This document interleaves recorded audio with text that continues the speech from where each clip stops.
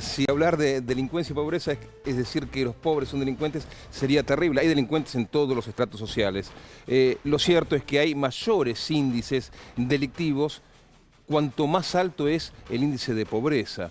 El último estudio que realizó la Universidad Católica Argentina señala justamente que los más afectados por la pobreza son los niños y los adolescentes. Compartimos primero el informe especial y después Fernando con la entrevista. Según el reciente informe de la Deuda Social Argentina de la UCA, los niños, niñas y adolescentes son los más afectados por la pobreza. Mientras que en 2015 la indigencia para este grupo era del 9%, en 2016 ascendió al 11,6%, en tanto que la pobreza creció del 43,5% al 48,8%. Los problemas de pobreza e indigencia en la Argentina no son de corto plazo, son de largo plazo en la Argentina, lamentablemente, es una de las deudas de la democracia. En el último año ha crecido, como lo muestran los últimos informes, incluyendo el de la UCA, en general y en niños en particular. Tiene mucho que ver no con la situación particular de los niños, sino de las familias, de los problemas de ingreso de las familias, lo que tiene que ver con el aumento del costo de vida, pérdidas en el mercado laboral de empleos. ¿Cree que hay una especial situación de vulnerabilidad en el caso de los niños y niñas migrantes, habitantes de pueblos originarios y con discapacidad?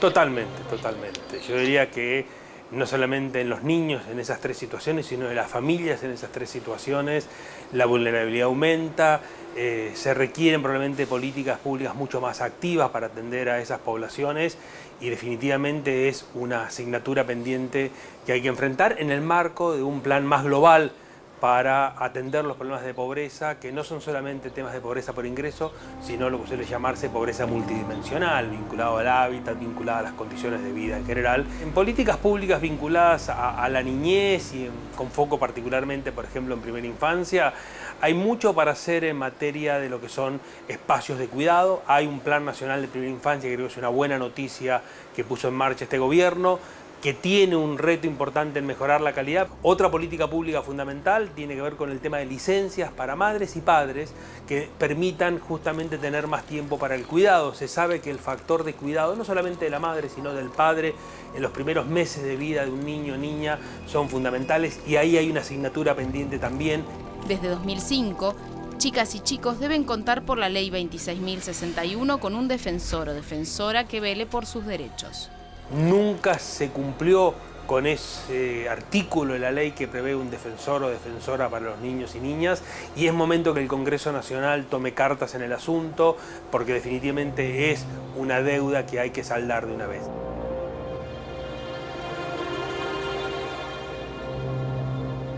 Hay deudas que hay que saldar, estaban señalando, veíamos las imágenes. Esas deudas son trabajos que tienen que realizar los sectores políticos del oficialismo y también de la oposición, más allá de otros sectores sociales en la República Argentina. Vamos a hablar de estos temas con Florencia Arieto, que hoy es dirigente del Frente Renovador por la Ciudad de Buenos Aires. Florencia, ¿cómo le va? Bien, gracias por la invitación. Bueno, ¿qué le dejó este informe? Esto se suma también al informe de la pobreza que marcó la Universidad Católica Argentina. Lo que deja es impotencia, pero por sobre todas las cosas la deuda de un sistema político que en los últimos 40 años lo que ha hecho es agravar las condiciones de vida de los argentinos y argentinas en general, algunos con más espalda, quizás como nosotros, la posibilidad de, con vaivenes, de sostener el nivel de vida, de poder ir a la universidad, haber comido todos los días.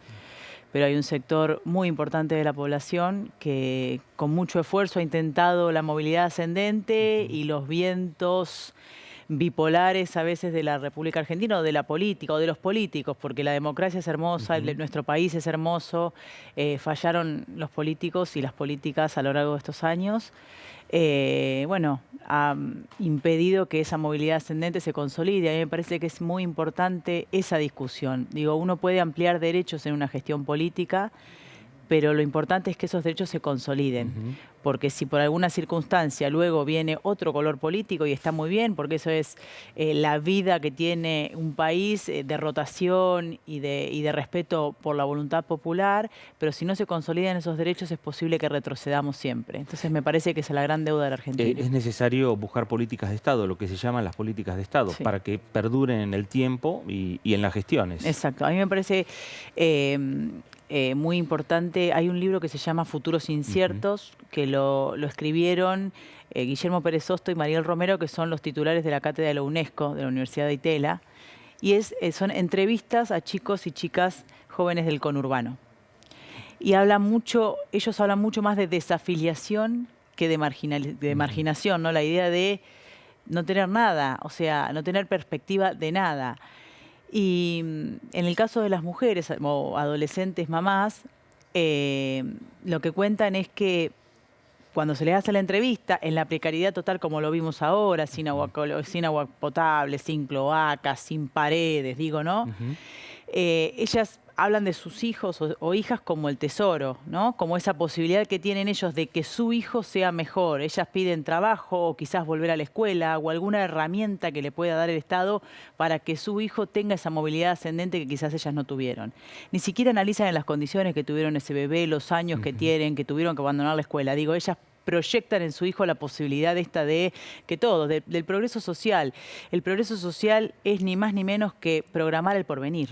O sea, entonces es una responsabilidad de todos, como vos decías. Es importante las políticas públicas, pero es importante cuando uno promueve, y me parece que eso lo tenemos que empezar a entender, o por lo menos los televidentes y los que votamos.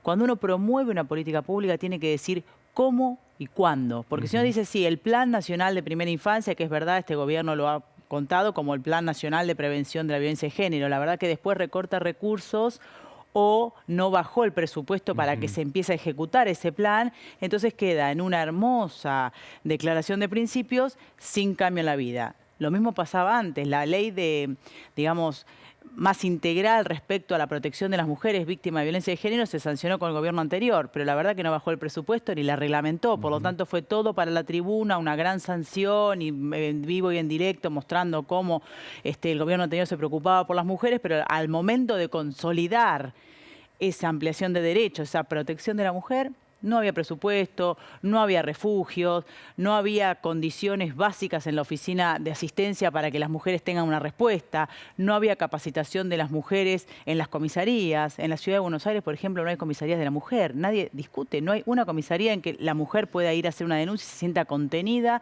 Todavía tenemos el régimen, digamos, patriarcal de la Policía Federal, digamos, con otro color y otro nombre, pero no hay avance. Entonces digo, hay una deuda en general. Como siempre digo, la corrupción es transversal al sistema político.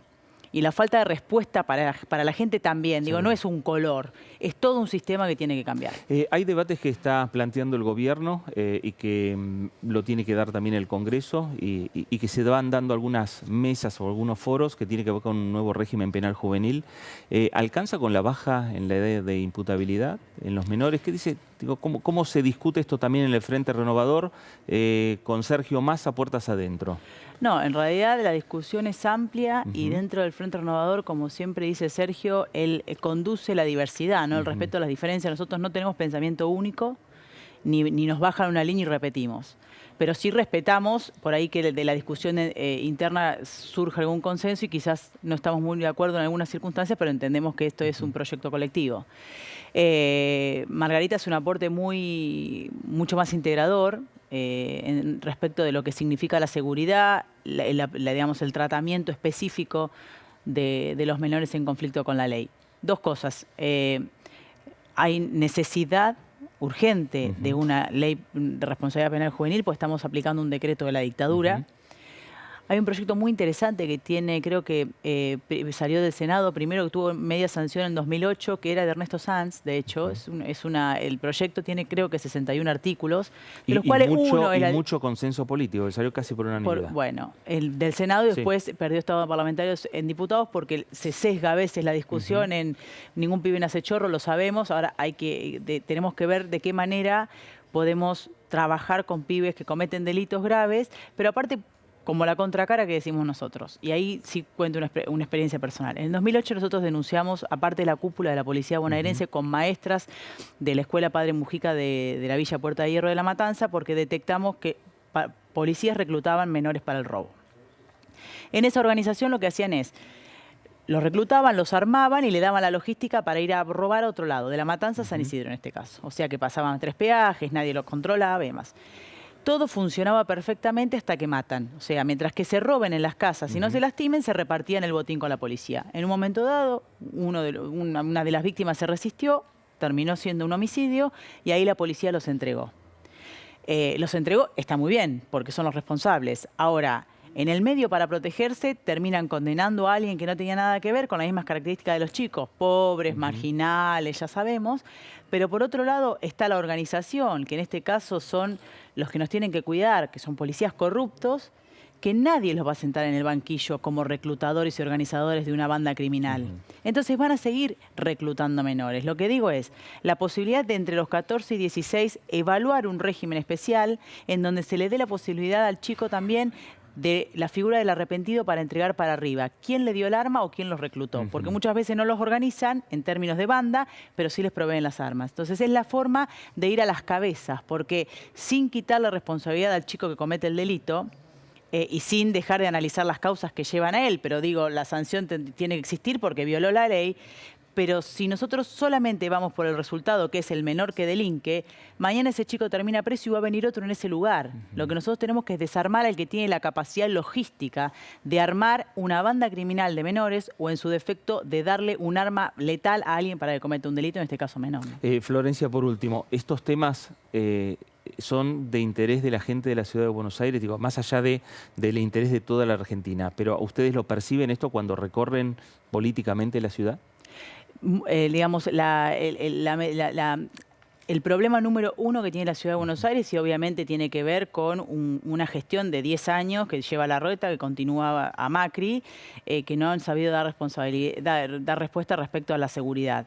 Los menores, después de lo de Brian en Flores, tomó agenda pública. De todas maneras, insisto, y no es por quitar responsabilidad, el porcentaje de delitos cometidos por menores son mucho menos que los de los mayores, y aparte hay un mayor siempre que organiza algo. Digo, entonces, sin quitarle, insisto, responsabilidad al menor y por el mayor que organiza. La seguridad en la Ciudad de Buenos Aires es una materia pendiente, y pongo un ejemplo. Se ha traspasado la Policía Federal, se han cambiado los colores, han hecho, digamos, toda la movida que tienen que hacer para contarlo, pero los policías que hoy son policías de la ciudad no tienen la baja de la Federal, por ejemplo.